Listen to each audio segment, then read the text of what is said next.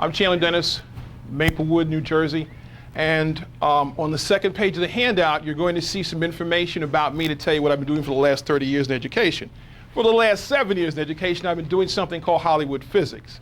Hollywood physics are defined as utilizing segments of big screen movies to help us teach physics. Second condition is that we follow up with some sort of post-viewing activity which focuses them and brings them so that they see whatever kernel of information that we'd like to provide. Examples might be Disney's A Rocketeer. We're doing a unit on centripetal force. And in The Rocketeer, there's a segment where we have a statue that flies around. It is attached to a cable, which is attached to a stake in the ground. The centripetal force is generated on it to make it go in that circular path. But we see a real good opportunity to talk about the third law of the reaction force. If something forces something going in a circular path, there has to be something that receives the reaction force, and we see that happen with the stake, which rocks back and forth and eventually pulls loose, kind of a central point in that.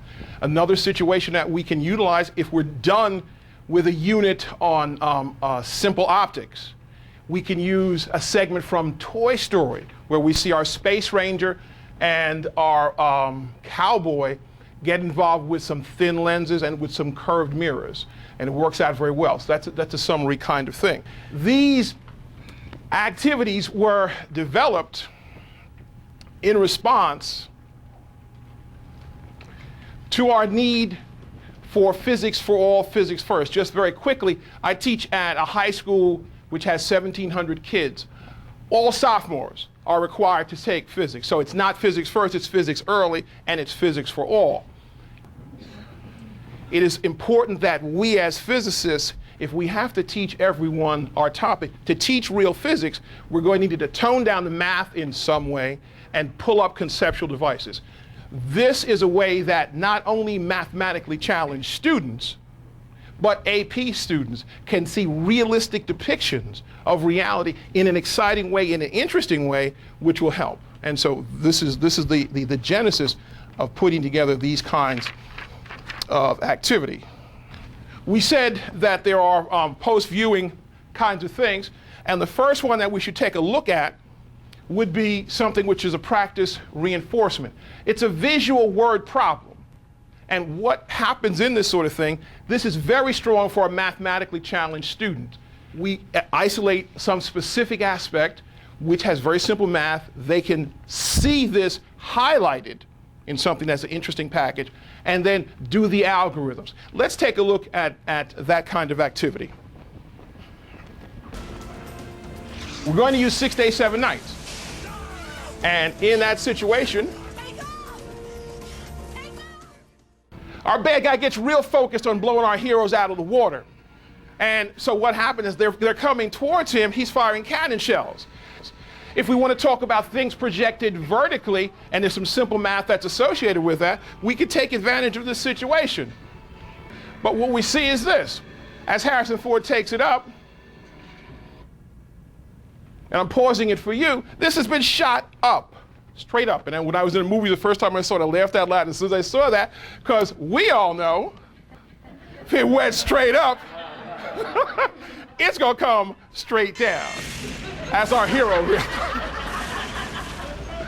Okay, but in doing that, what do we have? We have a situation where suddenly all our students are involved with that. They can figure out the maximum height that it's going to attain, and indeed they can figure out the initial velocity that's going on simply from a measurement of the time of the entire time of flight. And you tell them that all the time, but they don't perceive that that's what's going on. So, oh, this is kind of easy, Mr. Dennis. Okay, yes, it is. What we're trying to do is have kids do physics. And this is important. Doing physics entails doing calculations. It involves talking with you as the instructor. It involves talking and debating with other young people in the group. This is what we want to get our students to do. We want them to see physics not so much as a bunch of definitions and a lot of mathematics, but as a doing an active and intellectually engaging kind of thing. Indeed, sometimes they never get an idea why we do this. Why do you teach physics, Mr. Dennis? This is pretty dull. And I know you kind of get those same kind of things, and we never at all convey sometimes why we're into this, why we enjoy this. Another type of post-viewing activity is this, a group estimation problem. This is where we can take some on-screen information, make some estimates about dimensions and things, and then do a calculation of some physical quantity. Let's take a look at this concept. We'll utilize the movie Speed 2. Impulse, change in momentum. All right, we have this situation. This is a Hollywood hit. The hit takes, it's an incredible amount of time, but it's Hollywood. What we're going to notice is, coming into the dock, they were giving readouts of the speed in knots, and he's going to give it to us in a second. And we can utilize that. We know it's going to stop, so we've got 6 knots. We know that. We know the time it's going to take if we do that. We can get an estimate on the average force required for the island to stop this. Again, it's not real, it's a Hollywood hit. And they said, and we're going to talk about it in a little bit, they spread this out over a long period of time because their job is to make this as exciting and as interesting as possible. But we could certainly work together on that and generate this group estimation.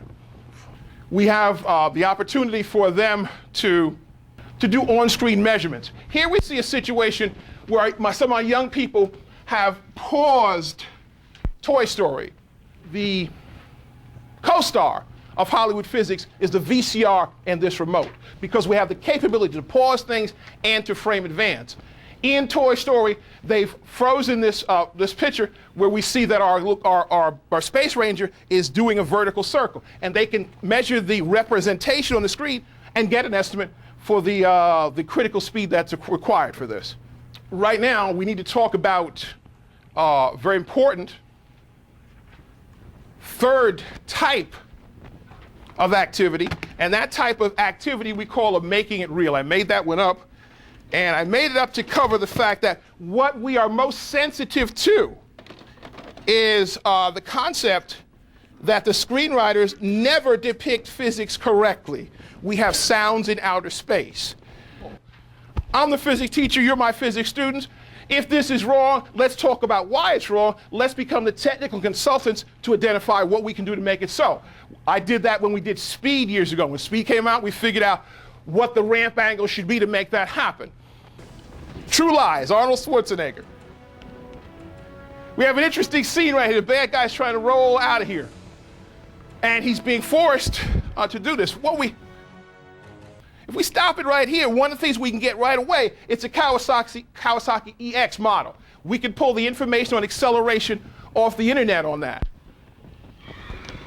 Okay, what we find, he goes back, he realizes the futility of this, and Arnold is very, very focused to get him, okay?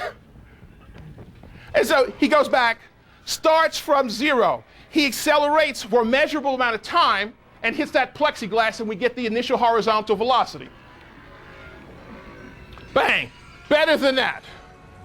First time my kids see this, say, I don't think this is true, Mr. Dennis. And so let's check it out. All right? They're getting sharp, huh? All right, well, let's check it out. I don't think he can make that jump. We notice this, when we pause this, this is a big midtown area, we can get an estimate about all this, okay? There's an unknowable overhang, which we fabricate a number for that. Okay, as we take him over, we can measure the time of fall, and indeed he drops right in the middle of a pool, all right? Well, there's actually 3 options in this situation. He could certainly fall to his death by jumping short. He could certainly land there, which we don't think is possible. He could also overjump. I'll leave it to you if you take a look at this to figure out what's going on. That's that making it real activity. Very quickly, we can use these things for class openers. Any of them can be used to open up a class. They come in tomorrow. You haven't been there, and you can have something which reviews what happened. They're forced to look at the notes and talk to the learning associates. Any of these can be used to prepare for a quiz. The guidance in my packet, they talk about the national science standards. I took the appropriate area in there and I underlined some of the important words, which is the raison d'etre to do something like this.